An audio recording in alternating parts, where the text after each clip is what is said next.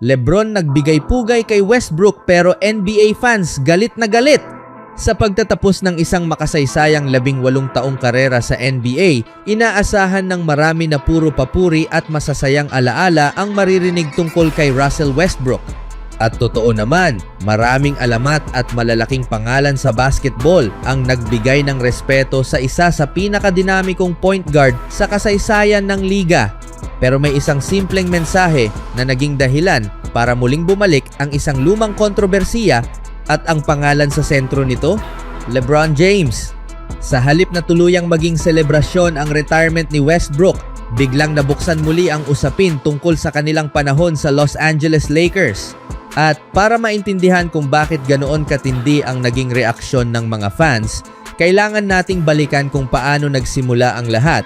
Nang opisyal ng ibalita ni Russell Westbrook ang kanyang pagreretiro matapos ang 18 season sa NBA, agad bumuhos ang pagbati mula sa iba't ibang personalidad sa basketball.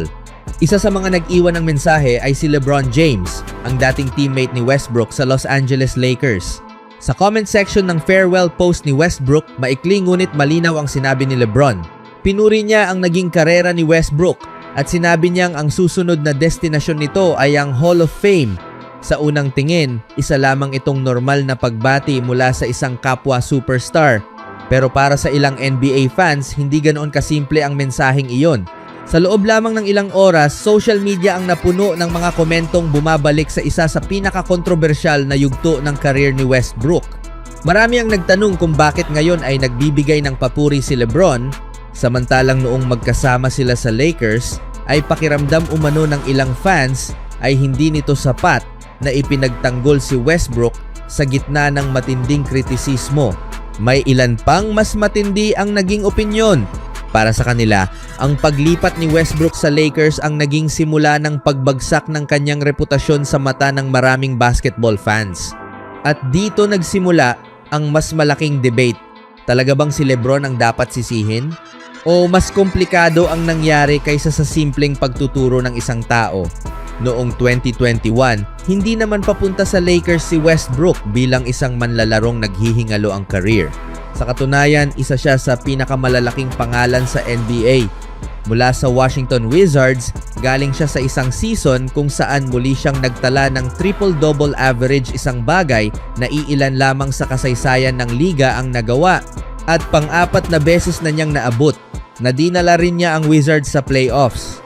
Ibig sabihin, mataas pa rin ang kanyang halaga sa liga. Samantala, ang Lakers ay naghahanap ng malaking pagbabago matapos mabigo sa playoffs kasunod ng kanilang championship run noong 2020. Kaya nang magkaroon ng pagkakataong makuha si Westbrook, itinulak ng organisasyon ang malaking trade. Isang blockbuster move. Isang dating MVP ang sasama kina LeBron James at Anthony Davis. Sa papel, mukhang napakalakas. 3 superstar. 3 dating franchise players.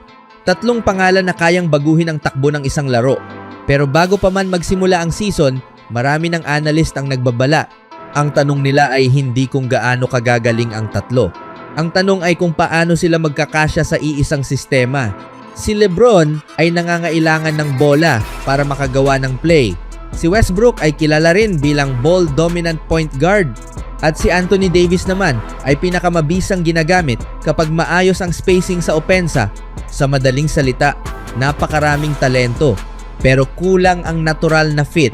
At nang magsimula ang season, unti-unting lumabas ang mga problemang kinatatakutan ng marami. Hindi naging maayos ang chemistry. Hindi naging consistent ang depensa. At sa halip na maging championship contender, nagtapos ang Lakers na may 33 panalo at 40 talo, hindi sila nakapasok sa playoffs. At gaya ng madalas mangyari sa isang bigong super team, may isang taong naging pangunahing target ng kritisismo, si Russell Westbrook. Bagamat maraming dahilan ang kabiguan ng Lakers mula sa injuries hanggang sa roster construction, si Westbrook ang madalas sisihin ng media at fans. Doon nagsimulang mabuo ang paniniwala ng ilan na ginawa siyang scapegoat ng koponan. Sa sumunod na season, sinubukan ni Westbrook na baguhin ang kanyang papel. Tinanggap niya ang pagiging sixth man.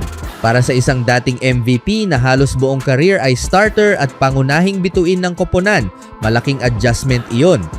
Ginawa niya ito sa pag-asang makatulong sa Lakers. Pero hindi rin nagtagal ang eksperimento. Noong Pebrero 2023, itinulak ng Lakers ang trade at tuluyang naghiwalay ang dalawang panig. Sa kanyang panahon sa Los Angeles, nagtala si Westbrook ng averages na 17.4 points, 6.9 rebounds at 7.2 assists kada laro. Hindi iyon masamang production. Sa katunayan, maraming guards ang matutuwa sa ganoong numero. Pero dahil MVP siya at isa sa pinakadominanting players ng kanyang era, mas mataas ang expectations. At kapag hindi naabot ang inaasahan, mas malakas din ang kritisismo.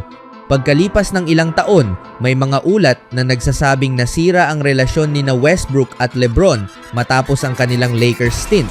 May mga pahayag ding lumabas na matagal silang hindi nag-uusap.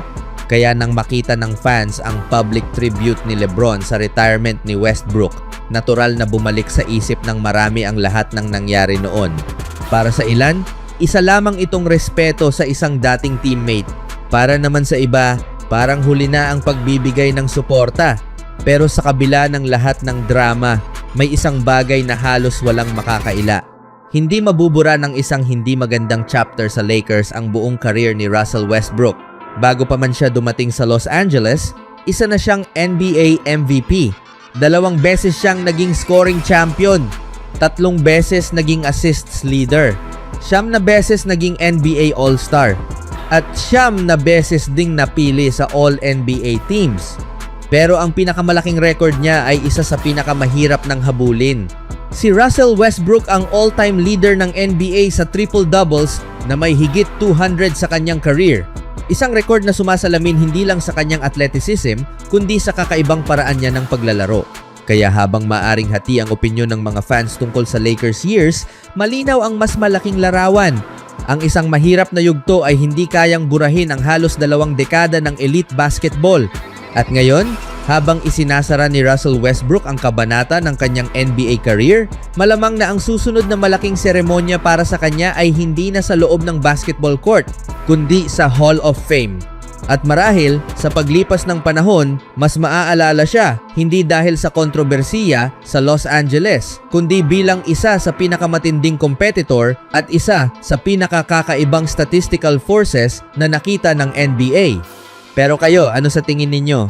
Tama bang balikan ng fans ang naging papel ni LeBron James sa Lakers era ni Russell Westbrook? O dapat bang iwan na ang lumang drama at kilalanin na lamang ang napakahabang listahan ng achievements ni Westbrook? I-comment ninyo ang inyong opinion sa ibaba. At kung gusto ninyo ng mas marami pang NBA news, stories at kontrobersiyang tulad nito, huwag kalimutang mag-subscribe para sa susunod nating basketball update.